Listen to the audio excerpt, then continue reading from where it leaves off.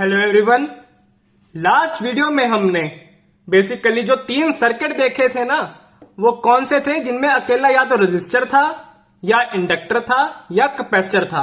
लेकिन आज की इस वीडियो के अंदर जो सर्किट हम कंसीडर करने वाले हैं उसमें रेजिस्टेंस भी होगी, इंडक्टर भी होगा और कैपेसिटर भी होगा, और इन तीनों का जो कॉम्बिनेशन होगा वो एक सीरीज में लगा होगा। लास्ट वीडियोस में हमने ये देखा था कि जो रेजिस्टर होता है, जब मेरे पूरे सर्किट में अकेला रेजिस्टर लगा हो तो करंट और पोटेंशियल डिफरेंस के अंदर जो फेस एंगल आ रहा था वो कितना था, 0 डिग्री।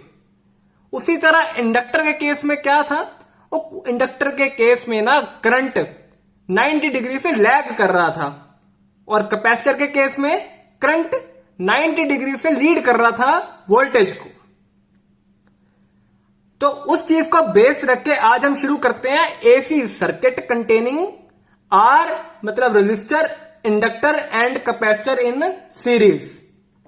ओ भाई, सीरीज में कांस्टेंट क्या होना चाहिए, करंट।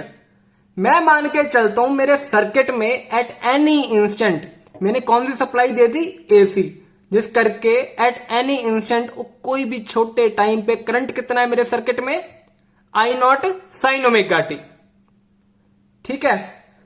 अब किसी उस टाइम टी पर रेजिस्टर में भी आई नॉट साइन ओमेगा टी होना चाहिए, इंडक्टर में भी और कैपेसिटर में भी। क्यों? क्योंकि सीरीज में है।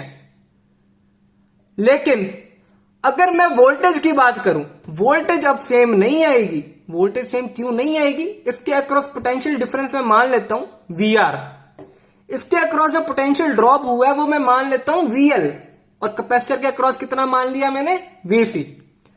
ओ भाई, मेरे को भी पता है और अब तो शायद आपको भी पता है कि रेजिस्टर के अक्रॉस जो पोटेंशियल ड्रॉप आएगा और जो करंट होगा उसमें फेज डिफरेंस कितना होगा, 0 डिग्री।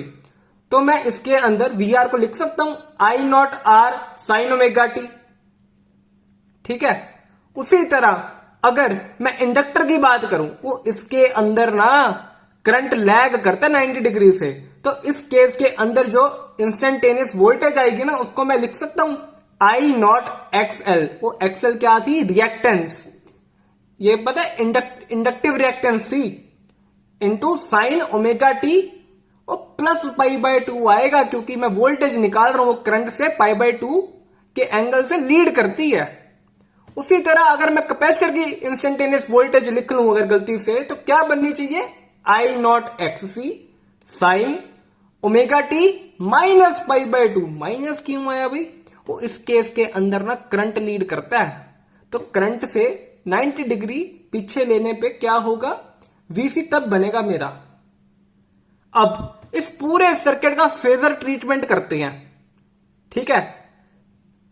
तो अब current at any element at any instant, हर एलिमेंट में कितना होना चाहिए, सेम। कितनी वैल्यू होगी, I naught sine omega t. ठीक है। अब मैं मान के चलता हूं maximum voltage across resistor, potential drop जो मैक्सिमम रेजिस्टर के अक्रॉस आएगा वो कितना होना चाहिए, आई नॉट आर। मैंने यहां पे वेक्टर लिखा है, ये सूडो वेक्टर की तरह काम करता है, इसे बताया था मैंने। और इसके अंदर फेज डिफरेंस कितना होगा वोल्टेज के अंदर और करंट के अंदर, 0 degree. Maximum voltage across inductor, वो इस इंडक्टर के अक्रॉस जो पोटेंशियल ड्रॉप आएगा वो कितना आएगा, आई नॉट एक्सएल। उसी तरह कैपेसिटर के अक्रॉस कितना आएगा, आई नॉट एक्स सी। ठीक है। अब इसका पहले फेजर डायग्राम बनाते हैं, फिर समझते हैं आगे की सारी कैलकुलेशंस।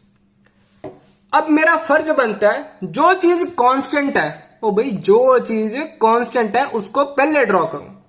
तो मैंने क्या किया, एक हॉरिजॉन्टल एक्सिस जिसको मैंने एक्स नाम दिया, उस पर मैंने सबसे पहले करंट ड्रॉ कर दिया आई नॉट। अब जिसका फेज डिफरेंस 0 है, फेज डिफरेंस जिसका 0 है मतलब रेजिस्टर वाला केस, तो मैं पहले उसको प्लॉट करूंगा, क्योंकि इसके अंदर मेरे को कोई एंगल ड्रॉ करने की जरूरत नहीं पड़ेगी। तो मैं पहले पोटेंशियल ड्रॉ कर रहा हूं। मान लो कि मेरा पोटेंशियल ड्रॉप वी आर यहां पे कहीं पे आ गया। ठीक है। और उसका और ये एरो आई नॉट की डायरेक्शन में है, इसका मतलब क्या हुआ, और इसमें फेस एंगल कितना हो गया, 0। अब अगर मैं इंडक्टर के लिए पोटेंशियल डिफरेंस या पोटेंशियल ड्रॉप प्लॉट करूं, तो कितने एंगल पे आना चाहिए? और ये ना करंट से 90 डिग्री लीड करती है, वोल्टेज इंडक्टर के अंदर करंट से 90 डिग्री पर लीड करती है, जिस करके यहां से अगर मैं 90 डिग्री ड्रॉ करूं तो वर्टिकल एक्सिस बनती है, और वर्टिकल एक्सिस पे जो ऊपर वाली ये रेड एरो है ना, ये डिमोन्स्ट्रेट करती है मेरी VL को, potential drop, maximum potential drop across inductor. उसी तरह अगर मैं कैपेसिटर का ड्रॉ करूं, कैपेसिटर के लिए क्या होगा, 90 डिग्री से लैग करेगी वोल्टेज, तो उसी तरह मैंने VC नीचे की तरफ बना दिया, ये ग्रीन एरो। वो एक बात ध्यान दो, जो VL और VC आए हैं ना, ये acting upon a same line है बट इन ऑपोजिट डायरेक्शन। एक ही लाइन के अबाउट एक्ट कर रहे हैं लेकिन इनकी डायरेक्शन क्या है, ऑपोजिट। तो इसका मैं अगर सुपरपोजिशन लगाऊं तो वैल्यू क्या बननी चाहिए, VL माइनस VC का मैग्नीट्यूड। मैग्नीट्यूड क्यों लिया? ओ भाई, ये VL माइनस VC पता है क्या है, इनकी सुपरपोजिशन वैल्यू। मैं इस केस में मान के चल रहा हूं कि जो मेरा VL है ना वो ग्रेटर देन VC है, तो ये वैल्यू ऊपर की तरफ आ गई, ये VL माइनस VC वैल्यू है, जो ऑरेंज में डिनोट की हुई है ना, ये VL माइनस VC वैल्यू है, और ये VR। अब वेक्टर अलजेब्रा आपने भी पढ़ा हुआ है, मैंने भी पढ़ा हुआ है, लगाओ higher level mathematics and vector algebra, इसको ऊपर करो, अटैच करो और इसको ज्वाइन करो, जो ये वैल्यू आएगी ना, ये EMF एट एनी इंस्टेंट आ गई पूरे सर्किट की। ये कौन सी EMF आ गई, EMF eight any instant in the circuit. इसको किससे डिनोट करेंगे, E0 से। बट ये कौन सी वैल्यू बताएगी, मैक्सिमम, क्योंकि मैंने जितने भी लिए हैं ना VR, VL, VC, ये मैक्सिमम वैल्यूज ली हैं। इसकी जगह हम RMS वैल्यूज भी ले सकते हैं। तो ये वैल्यू, ये एरो मेरे किसकी वैल्यू बताएगा, E0 की। E0 क्या, मैक्सिमम EMF।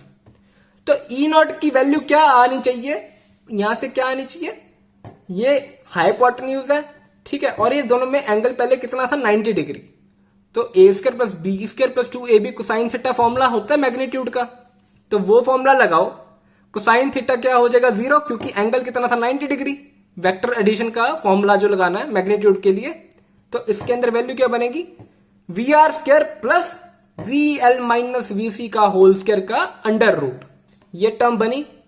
इसमें से तुम करके देखना, I0 बार निकाल लेना, वैल्यू आएगी under I0 under root R² plus XL minus XC का होल स्क्वायर। अब अगर टेंजेंट फाई निकाला जाए यहां से, वो टेंजेंट फाई कितना होगा, perpendicular upon base, VL minus VC upon VR। अब यहां से मैं अगर I0 कॉमन ले लूं, क्या बचेगा, XL minus XC by R। और जो मेरी EMF एट एनी इंस्टेंट आएगी, उसकी वैल्यू क्या बनेगी, E equal to E0 sine और ओमेगा टी तो आना ही है, क्योंकि फ्रीक्वेंसी है ना मेरे वो फेजर की, प्लस, और ये प्लस क्यों आया, फाई करके। इस केस के अंदर अगर VL ग्रेटर देन VC है, ठीक है, तो जो सिस्टम होगा ना मेरा, जो ये पूरा सिस्टम होगा, ये इंडक्टर डोमिनेटेड होगा, ठीक है, इंडक्टेंस डोमिनेटेड होगा।